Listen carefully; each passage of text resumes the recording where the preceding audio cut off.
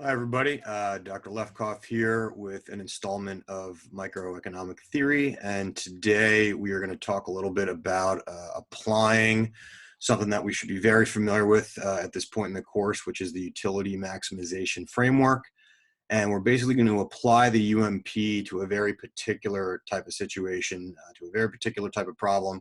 And that is thinking specifically about how people negotiate the trade-offs that they face between enjoying leisure time versus working. And the basic idea is, if you don't work, you don't make income, and you wind up going hungry. So if you want to eat more, if you want to consume more, this is going to require you to give up some leisure and use some of that time to work and make more income. So the problem's a labor-leisure choice problem, but the two goods that we're going to be actually considering here are consumption. So we're going to kind of bake all the possible goods we could consume into one good. We're going to just call it consumption spending. And then the other good we're going to be considering is leisure. Note that labor hours in this context is not really going to be a good. It's actually going to be a bad. But we can think about always redefining a bad as a good. So instead of hours worked, we could think about the hours that are not worked, which is leisure. That is the good in this case. So this is an application of the utility maximization framework. So we're going to basically work on applying the UMP to this very specific type of problem that entails really disentangling how an individual is negotiating this trade-off between time spent working and time spent not, or the trade-off between leisure and labor supply. At the end of this exercise, we will also do something that's a little bit different, and we're going to discuss the supply curve in the labor market. I know we've been using the utility maximization framework to mostly think about deriving demands for goods. And we're going to do that here. We're going to derive a demand for consumption and a demand for leisure as functions of the economic environment in the problem. But one thing we'll be able to do here is, given that we know how many hours of leisure we're going to be enjoying, all the remaining time we're going to see is going to be allocated to working. So we'll also be able to define in some regard, and really a very specific regard here, how many hours of labor, how much time an individual is willing to supply to the labor market and willing to work.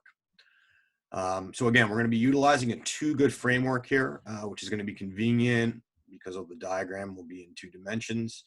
I'm going to graph consumption on the vertical axis and leisure on the horizontal axis when we get there.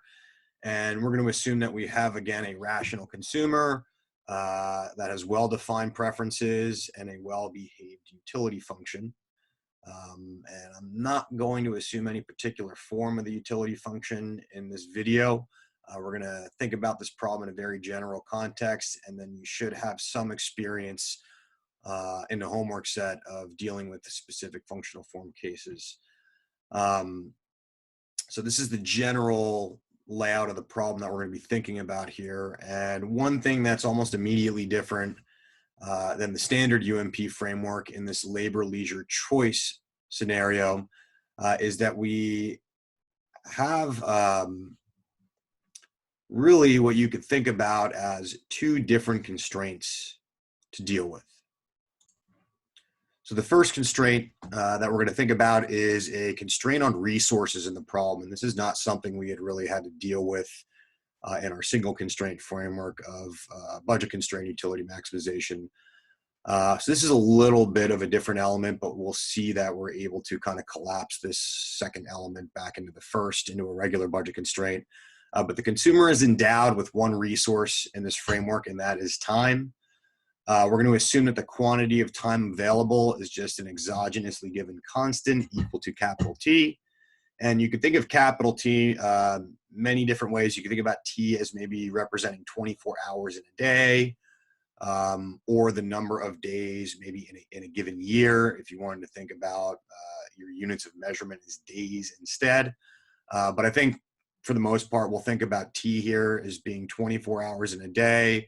And the consumer in this model lives for one day, and we're going to think about the trade-offs they face between dividing that time between two mutually exclusive activities and that is leisure and working or supplying labor. So we're going to assume here that you can't enjoy your leisure time and be working simultaneously. If you're not doing one, you're doing the other. So anytime you're not working, if you're sleeping, you're eating, we're going to consider that to be leisure time here. Given this setup where we're using this lowercase cursive L to denote amount of leisure and this uppercase L with the S subscript to denote hours worked or the supply of labor, the resource constraint should be fairly straightforward in that the hours spent doing those two activities have to account for the total amount of time available, right? If there's 24 hours in a day, then the total number of hours of leisure and the total number of hours worked in that day have to add up to 24. The next constraint we're going to deal with is something we're a little bit more familiar with, and that is the budget constraint. So we're going to go ahead and let P denote the positive constant price of consumption.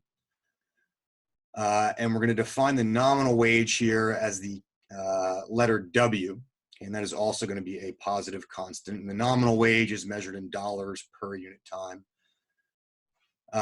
And in this situation, the consumer's income is not fixed like it was in our baseline utility maximization framework, where we just assumed I income was exogenously given. But rather, the consumer's income is going to be determined by the value of the hours they spend working. So if we took the amount of hours you spend working, your labor supply, and we multiply that by the hourly wage, for example, that would give you the total labor income. And for this particular model, we're going to assume here that the only income you get is labor income. We could think about there being maybe another source, another constant that defined non-labor income, but that's another complexity that we could think about tweaking a little bit later. So given the prices of consumption and the price of labor here, we can now write out the budget constraint, where the left-hand side of the budget constraint is our total spending on consumption.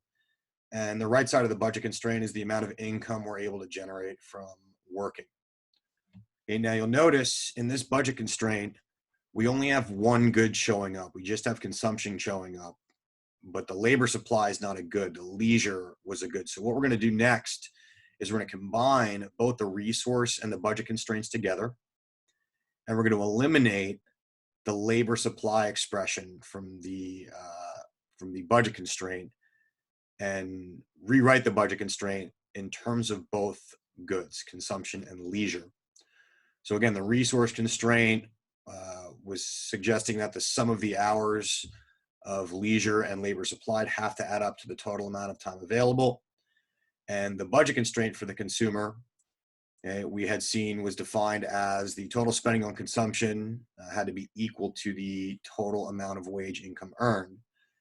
And if we use the first constraint, the resource constraint, and solve for the labor supply, we can then substitute that value for the labor supply into the budget constraint. And once we do this, you should see that we've eliminated the L with the superscript S. And it should make sense that if we take the amount of time in total, we subtract how much leisure time you were spending, then what remains is the labor supply, or the hours of labor worked. Okay, we could distribute the wage term on the right-hand side into both terms and parentheses there, and then add over the negative term, and we wind up in somewhat of a familiar form here, where we have the price multiplied by the quantity of each good added together across both goods is equal to the total possible amount of available income. So P, that's the price of C. We're going to think about W here as being really the price of that lowercase l, which is the price of leisure, even though W is the price of labor. In some sense, we can think about W as really the cost of leisure. It's the opportunity cost of us spending another hour sitting around doing nothing versus what we've given up if we could have worked, which was our hourly wage. So again, the left-hand side of the expression in the bottom line here, it can be thought of as the total spending, and I'm putting that in quotes because really we're not spending on leisure, it's an opportunity cost. Okay, but we can think of it as total spending on consumption and leisure on the left-hand side, and then the right-hand side is the total possible income available given the time endowment. That's, you can think about if we had spent the entire 24-hour day working, or the entire period working, no time at all, leisure, no sleep, nothing else, all working, that would be the amount of income we could generate, and that is what is showing up on the right side of the bottom line in this slide. Now, what we're going to do is take the budget constraint in the form that we've reduced it to by combining it with the resource constraint, and we're going to graph those two things together. Really, we're graphing one equation here since we've combined both the budget and the resource constraint. So that is the goal. Okay, so we have our resource constraint combined with the budget constraint. And note I've put consumption on the vertical axis and leisure on the horizontal axis. So I'm going to solve for the y-axis variable, which is consumption. So we're going to move that W lowercase l term over to the other side, and we're going to divide through by P. And if we do that, we wind up with an expression in y equals mx plus b form, which we know is representative of a straight line. And since the wage and the price are positive, that minus sign out front tells us that that straight line has to be downward sloping. Okay, a few other things to note here. Okay, we can take a look at the intercepts, specifically if the amount of leisure consumed in a given day is 0 and we were to spend the entire time working. Okay, then the maximal amount of consumption we would be able to generate will be equal to the intercept term here, which is equal to W over P times T. And we can see that right on the vertical axis here. Now, W over P is an important interpretation. Okay, W is what we were referring to as the nominal wage. It's measured in dollars. But P is the price of consumption, also measured in dollars. So when we're dividing W by P, the dollars are canceling out, and we're actually getting something that is measured in terms of the units of consumption, or units of output produced. So W over P is referred to as the real wage. And this is something you'll deal with more extensively if you take a course of macroeconomics. But the real wage is basically the wage relative to the price level. Right? So it's normalized against the price level, adjusted for inflation, if you will. The other thing to note is that if we spend all of our time on leisure and we didn't work at all, okay, then the most amount of leisure we could consume in hours has to correspond to capital T hours here along the horizontal axis. Now, if we wanted to compute the slope, we can see the slope here looks familiar. It's the negative price of the good on the x-axis, which is leisure, divided by the price of the good on the y-axis, which is the consumption price. So that's familiar. We can see here that in our algebraic expression, the slope is now that term in red, which is definitely this term that we've identified as the slope of that budget constraint. And we can start to think a little bit now about comparative statics with respect to the budget set in this problem. And the budget set works a little bit differently than in our standard model, where we could think about changes in prices and changes in income happening separately. But in this framework, our income comes from the price of labor. So when we change prices, we're going to be changing income at the same time in some regard. So let's go ahead and take a look at the comparative statics of how a change in the real wage and the relative price, W over P, would affect the budget constraint and the budget set. Okay, so note that the real wage itself shows up in really two manifestations here in this diagram. We can see it affects the vertical axis intercept as well as the slope. And we can see it's definitely affecting both of these things. Okay, so it's showing up there. And we want to just think about, well, what would happen if that real wage, the relative values of W over P, if that thing changes, if that increases or decreases. So let's first go ahead and consider what happens if we had an increase in the real wage. Okay, note if the real wage, the ratio of W to P, were to go up, which would happen really if either W went up, P went down, or both. Both of those things would cause the ratio of W to P to go up. Then we're going to see here that, again, these two terms are going to change, right? That vertical intercept is going to shift upwards if we have an increase in the real wage, and the slope as a result is going to get steeper. Now, the one thing that does not change, you'll notice, is we are not going to wind up changing the horizontal intercept, which is the amount of time. You can think like the amount of hours in a day. That does not change. Okay, so what winds up happening in this situation when we increase the real wage is that you get a rotation of the budget constraint about the x-axis intercept here. And this results in a steeper budget constraint, right? Which should make sense. The magnitude of W over P increased, so that slope, negative W over P, is steeper, just more negative. And that matches up with our intuition that that vertical intercept had also shifted upwards. Okay. On the other hand, if we had a decrease in the real wage, okay, then this process works in reverse, right? W over P falls. Again, that would happen if W decreases, P increases, or possibly both together. Okay, and we're going to get the rotation occurring around that x-axis intercept in the opposite direction. And the vertical axis intercept on the consumption axis is now going to be reduced. Okay, so in terms of comparative statics, the budget constraint works a little bit differently with respect to changes in prices and income, because when we change the wage, we're also changing our wage income at the same time.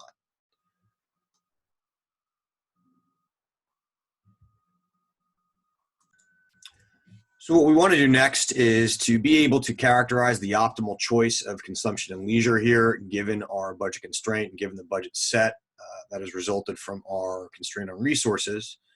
And again, given that we have some utility function, some indifference curve mapping, we can think about, at least graphically, this process of identifying the optimal bundle by finding the highest indifference curve that is tangent to that budget constraint. And this will define our optimal demand for consumption and leisure. Okay, now, formally, if we wanted to write the problem out, we would do this using the Lagrangian. So let's go ahead and consider writing out the optimization problem here by formalizing the UMP, but within this labor-leisure choice framework. So our objective here is to maximize our utility subject to that combined constraint, that combined budget/resource constraint. So notice our objective function is our utility function. We have our standard multiplier, and we have what looks like income minus the price of the good on the x-axis times the good on the x-axis minus the price of the good on the y-axis times the quantity of the good on the y-axis, which should be a pretty familiar form. Note that we could have done this prior to combining the resource and the budget constraints. This would require us to use two separate Lagrange multipliers. And in taking those last two first order conditions with respect to those two Lagrange multipliers, we would wind up recovering those two constraints and combining them anyway. So you could have started the problem here, or you could combine the constraints first. That is really up to you. So we're going to go ahead and work from the top line here, from the top formulation of the problem, where we've already combined the budget constraint with the resource constraint. And we're going to take a look at the first order conditions, and we should see some familiar things. Okay, the first order condition with respect to leisure, we see the derivative, the partial derivative of the utility term with respect to leisure pops out, and that is the marginal utility of leisure. And then we're getting minus the multiplier times the wage, got to equal 0 if we are at a maximum in the leisure direction. Similarly, with respect to consumption, the marginal utility of consumption minus lambda times the price of consumption has to equal 0 if we are optimizing in the consumption direction. And last but not least, our derivative with respect to the multiplier recovers for us the constraint. So again, if we have an interior solution, then these three equations provide us with a system of three variables, C, lowercase cursive l, and lambda, our multiplier. Those are the three variables, and we have a system of three equations to solve to define the solution for those three variables. Now, just like the normal utility maximization framework, if we combine the two first order conditions, or the first order conditions with respect to each good, okay, then we generate that tangency condition. Okay, so those first two first order conditions, right, that first one, okay, we can solve for lambda to eliminate lambda. And again, lambda has an important interpretation. It's the shadow value of relaxing the constraint, the additional utility you get from relaxing the constraint, which is going to be equal in equilibrium to the ratio of the marginal utility of a good divided by that good's price. So from the first order condition, we can see here that lambda equals the marginal utility of leisure divided by the quote unquote price of leisure, which is really the opportunity cost of leisure, the wage. So that's in some sense the bang per buck, right? Leisure per dollar metric. Similarly, the second first order condition we can rearrange, and we can again solve for lambda and see that lambda using the second order condition is equal to the ratio of the marginal utility of consumption to the price of consumption. So bang per buck, right? Consumption per dollar cost. So if we were to eliminate that multiplier, right, we would set lambda equal, and we would get that condition that says the utility at the margin per dollar across all goods has to be equal. Okay, we can rearrange that, and we wind up getting this familiar condition that suggests that at the point of tangency, the marginal rate of substitution of the consumer has to be equal in magnitude to the ratio of prices along the budget constraint. If we were to combine this tangency condition with the remaining first order condition, which was the derivative with respect to lambda of the Lagrangian, then that would essentially combine the tangency condition with the constraint itself, giving us a system of two equations and two unknowns, since we've gotten rid of lambda, and that will allow us to identify the optimal values of consumption and leisure. Okay, now typically we would be done here. We found the optimal demands, and again, keep in mind the demands, they're really functions, right? C star and L star, they depend on the wage, they depend on the price of consumption, they depend on T, the amount of time available. They may depend on other utility parameters, other constants that pop up when you're taking those marginal utility derivatives. So what we're going to do next is a little bit of an extension to typically where we would finish a utility maximization problem. And we're going to go ahead and kind of rework the comparative statics of a wage change in thinking about the amount of labor supplied to the market, the amount of time that people want to work, demand to work, if you will, given that they demand L star hours of leisure, then the remaining amount of time given the total time endowment must be allocated to working, since they are mutually exclusive and really exhaustive events. In this case, you're doing one or the other. So what we're going to do next is we're going to find the expression for the optimal labor supply in terms of the number of hours worked. Again, if we were thinking about measuring our time variables in hours, leisure is in hours, labor supply is in hours. So we found C star and little L star, and we want to compute big L star with that S superscript using the resource constraint here. So the argument should be pretty straightforward. If there's 24 hours in a day and I spent 8 hours on leisure, then I must have spent 16 hours working, given that working is being defined as not leisure and vice versa. So given the optimal value of leisure, we can compute the optimal amount of labor supplied using the resource constraint, just backing that out. Now, again, I've kind of abused the notation in that our optimal solution really depends on some important prices, right? The price of consumption as well as the price of the wage, price of labor here. So we can really think about C star and L star as being written in functional form as well, right? They both depend on those things, and they also depend on capital T, utility parameters as well, but we're going to focus really on the effect of prices changing, specifically the wage.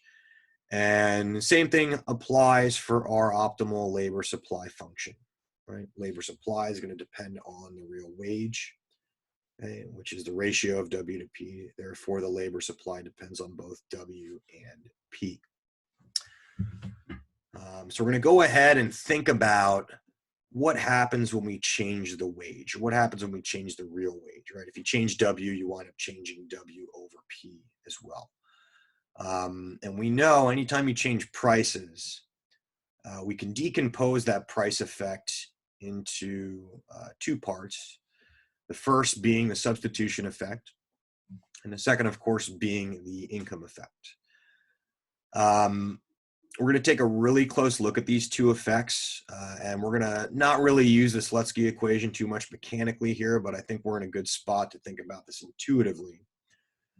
So we're going to start with the substitution effect, and I'm going to argue that a wage change, this affects the relative price of consumption goods compared to leisure, in that when you change W, you're changing the relative price of W compared to P. So when you change W, you're changing the real wage. And when the real wage increases, or when the wage goes up, okay, the substitution effect suggests that the cost of leisure has now increased, right? The opportunity cost of not working has gone up. And this means that the consumer would substitute away from more costly leisure towards relatively cheaper consumption. And in order to finance more consumption, that requires the consumer to work more. Okay, so the argument here is when the wage goes up, okay, leisure becomes more expensive, and then the consumer consumes less leisure, which means they are working more. Okay, however, if the wage had decreased, then the substitution effect works in the opposite direction. Wage goes down, now leisure is relatively cheaper to consume. So the substitution effect tells us they will do less consumption, more leisure. Okay, and more leisure means less work. Now the income effect, we know, depends on whether or not a good is normal or inferior. Okay, and if leisure is a normal good, okay, then we're going to make the following argument. If there's an increased wage and leisure is a normal good, well, remember, where does your income come from in this framework? Your income comes from working. It comes from your wage income. Okay, so an increase in the wage is going to lead to an increase in purchasing power. Okay, and if leisure is a normal good, an increase in purchasing power, an increase in your income in this case, would ceteris paribus, holding all other factors fixed, cause the consumer to actually work less. Okay, and conversely, a decreased wage leads to reduced income, right? A reduction in purchasing power. So the income effect, again, holding all other factors fixed, would suggest the consumer should actually work more. Right? Leisure is a normal good, so income goes down, right, with a reduction in wage. And if leisure is normal and there's less income, then you respond with less leisure, which means you're actually working more. And we typically expect the size of that income effect to be bigger as the wage level is higher and higher. So the wealthier you are in terms of your wage, the larger that income effect tends to wind up being relative to the substitution effect. Now, if leisure is an inferior good, then the income effect would be reversed. All right, now you might have noticed something kind of strange is going on here. When the wage increases, the substitution effects said we should work more, right? Because leisure became more costly. However, we can see on this slide that the income effect actually works in the exact opposite direction. This makes for some strange labor supply behavior. Normally in economics, when we think about supply curves, we think about a positive relationship between the price of the good and the quantity supplied, holding other factors fixed. However, in this particular labor leisure choice framework of the utility maximization problem, we wind up seeing something a little bit more ambiguous. Right? Increasing the wage has these two effects, again, assuming that leisure is a normal good. Okay, the substitution effect said work more because leisure is now more expensive, it's more costly. The income effect said to work less since the higher wage increases purchasing power and leisure is a normal good. Now, caveat, if leisure was an inferior good, which it may be for some people, you never know, right? Depends on how we model the preferences. Okay, but if leisure is an inferior good, the substitution and the income effects do not work against each other. They both reinforce in the same direction. Okay, so we're kind of looking at a bit of a Giffen good type analysis here. All right, so whether or not the labor supply increases when the wage goes up depends on which of these two effects are larger, provided leisure is normal, right? And these two effects are working against each other. So we're going to take a look first at the situation where the substitution effect dominates the income effect. Okay, if the substitution effect of a wage increase is larger than the income effect, and that means the incentive to work more via the substitution effect is going to be larger than this incentive that disincentivizes working, right? Than the income effect, which says work less. If the substitution effect outweighs the income effect, then we should get a normal positive relationship between the quantity of labor supplied and the wage. And we should see something like an upward sloping labor supply curve. Right, we increase W, substitution effect says work more, income effect says work less, but the first effect is bigger, it dominates the second, and we do wind up working more when the wage has gone up. And the same argument for if the wage had gone down. If the wage decreases, then the substitution effect says work less, the income effect says work more. Okay, and for the wage decrease, if the substitution effect is bigger, then we would work less as a consequence. However, in the second case, something strange can happen. And I argued earlier, this is really an issue when we're at a higher level of wage, when the wage is larger, so that you have a much larger purchasing power through your income. But we wind up getting something very strange to happen, and that is you can get a labor supply curve that slopes downwards in a particular range. Okay, so you notice there looks to be a wage where as soon as the wage crosses a particular threshold, the individual starts to say, hey, I'm not going to work as hard anymore, and they start to enjoy more leisure. So again, the substitution effect of the wage increase suggests we should work more and consume less leisure. The income effect of that wage increase, assuming leisure is normal, again suggests that consumers should work less and consume more leisure. So now, if the income effect outweighs the substitution effect, then we're getting an inverse relationship between the price of the good and the quantity supplied, meaning we're violating that law of supply. Right? Law of supply says price of the good goes up, quantity supply should go up. Price of the good goes down, quantity supplied should go down. Now, we only expect this again to happen when the wage is sufficiently high. So you'll notice when I go above where that maximum value seems to occur for the quantity of labor supplied, okay, and we consider increasing the wage from this level to this level, so we've been increasing the wage, you should notice that the response to the labor supply is actually a decrease. Okay, and as a consequence, we may wind up in situations where we get a labor supply curve that slopes downwards in some interval of the wage that is charged in the labor market. And this means that we have essentially a backwards bending labor supply curve. Okay, so depending on the level of income, right, that's implied by the wage, the labor supply curve could change somewhat ambiguously with respect to changes in the wage. Okay, at lower levels of the wage, we expect the substitution effect to dominate. And this is what I kind of refer to as the poor man effect. Right? If you're down on that portion of the labor supply curve, you're not making very much money to begin with. So when your wage does go up, right, your income is not gigantic. So the income effect isn't huge. So you feel that substitution effect a lot more. You're like, oh, for every extra hour work now, I can bring back more money. And you're willing to substitute towards less leisure, more labor supplied. Okay, however, if you're making a ton of money, your wage is already very high, then you're on that top portion of the labor supply curve. And at the top portion of the labor supply curve, we have what I'm going to refer to as the Bezos effect, where the income effect tends to dominate. And the way to think about this is if Jeff Bezos, right, the founder of Amazon, if his hourly wage went up by $1, okay, or even went up by $100, okay, do you think he would work more? Probably not. I bet he would think that he can now afford to take even more time off, right? At that higher wage, he needs to work fewer hours to maintain his same standard of living.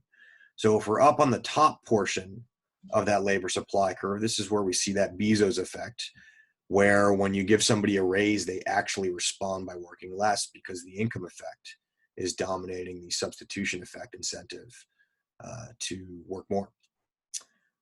So that is it for our segment on labor leisure choice. Hope you enjoyed. I hope that made sense. There are a few supplemental slides posted on the topic as well on Canvas, and stay tuned for the next segment.